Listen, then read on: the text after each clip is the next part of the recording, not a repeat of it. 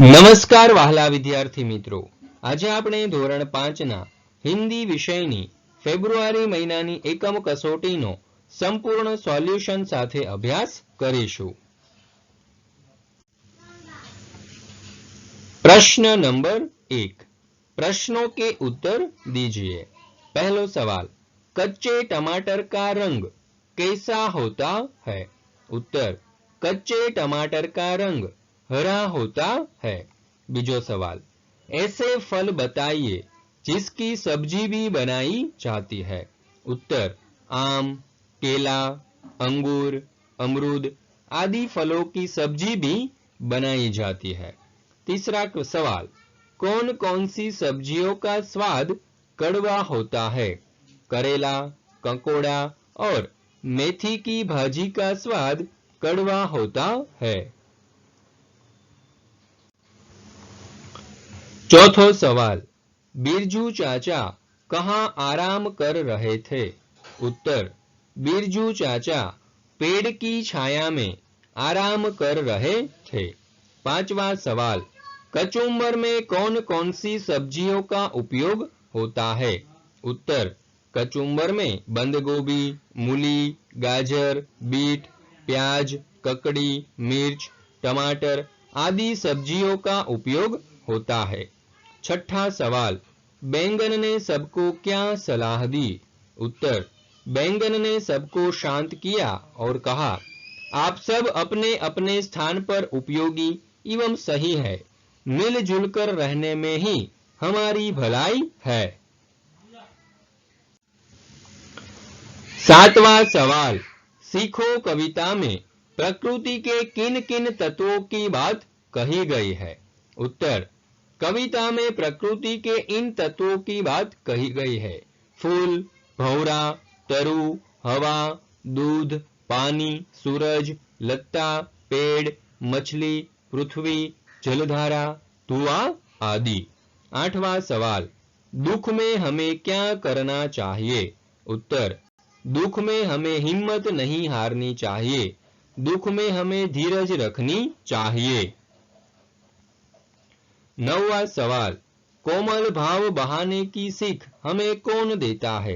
उत्तर, कोमल भाव बहाने की सीख हमें हवा के झोंके देते हैं। 10वां सवाल, अंधेरा कौन दूर करता है? उत्तर, दीपक उजाला फैलाकर अंधेरा हरता है। 11वां सवाल, काफिला कहाँ जा रहा था? उत्तर, काफिला बगदाद की ओर जा रहा था। 12वां सवाल, लड़के ने अशरफिया कहाँ रखी थी? उत्तर, लड़के ने अशरफिया अपनी सदरी के अस्तर में रखी थी। 13वां सवाल, अब्दुल कादिर की समाधि कहाँ है? उत्तर, अब्दुल कादिर की समाधि बगदाद में है। 13वां सवाल, डाकुओं ने लड़के से क्या सीखा? उत्तर, डाकुओं ने लड़के से ईमानदारी सीखी। उन्होंने सोचा कि इतना छोटा लड़का अपनी माँ की सीख मानकर चलता है और हम हैं कि अपने भगवान के बताए हुए नेक रास्ते पर नहीं चलते। उस दिन से उन्होंने लूटमार करना छोड़ दिया और नेक रास्ते पर चलने की प्रतिज्ञा की। 14वां सवाल, दुमदुमा गांव की क्या समस्या थी? उत्तर, दुमदुमा गांव में हमेशा पानी की कमी रहती थी। दुमदुमा गांव की यह समस्या थी।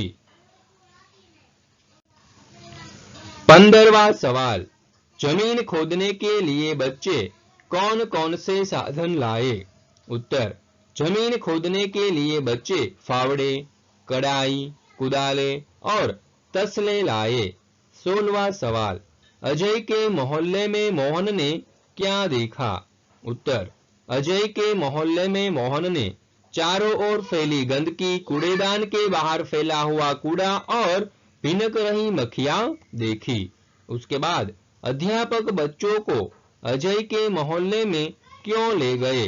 उत्तर, अध्यापक बच्चों को अजय के मोहल्ले में ले गए क्योंकि वे बच्चों के द्वारा उस मोहल्ले में फैली गंदगी को साफ करवाना चाहते थे, वहां के लोगों को स्वच्छता समझाना चाहते थे। 18वां सवाल, भारत माता की शान कौन है? उत्तर, भारत माता की शान नन्हे बच्चे हैं। 19वां सवाल, हम कैसे आगे बढ़ सकते हैं? उत्तर, हम महान काम करके आगे बढ़ सकते हैं। 20, बच्चे कैसे काम करते हैं? उत्तर, बच्चे बढ़ पढ़कर आगे जाते हुए महान काम करते हैं। प्रश्न नंबर 2, समानार्थी शब्द लिखो। मोहल्ला यानी कि गली, उपहार, भेंट, शान तो प्रतिष्ठा, सदरी का समानार्थी है जाकिट, सरदार का समानार्थी है मुखिया, मनभावन का समानार्थी है मनपसंद, अनूठा का समानार्थी है उत्तम, काफी का समानार्थी है पर्याप्त। प्रश्न नंबर 3, विरोधी शब्द लिखिए।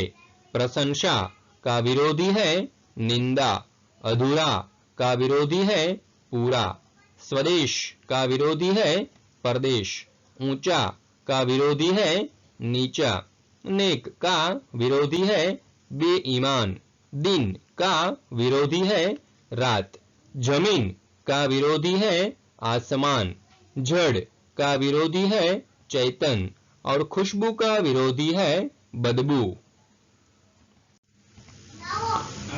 प्रश्न नंबर 4, किससे क्या सीखे?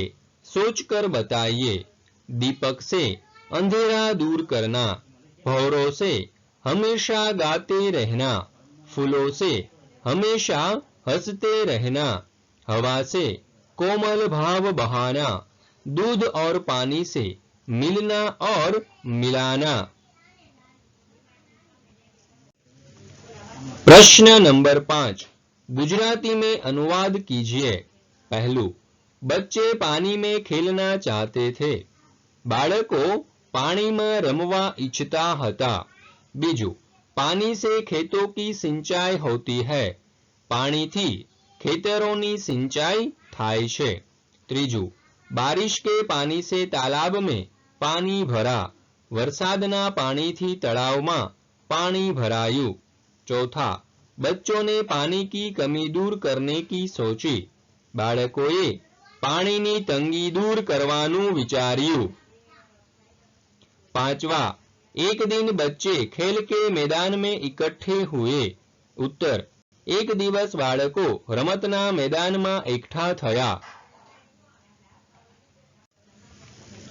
प्रश्न नंबर 6, मुहावरे के अर्थ लिखिए।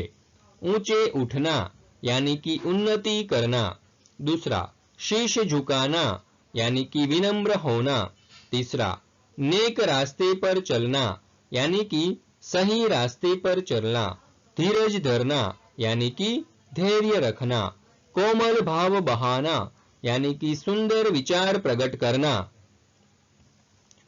मुंह में पानी आना, खाने की इच्छा होना। बात काटना यानी बीच में बोल उठना।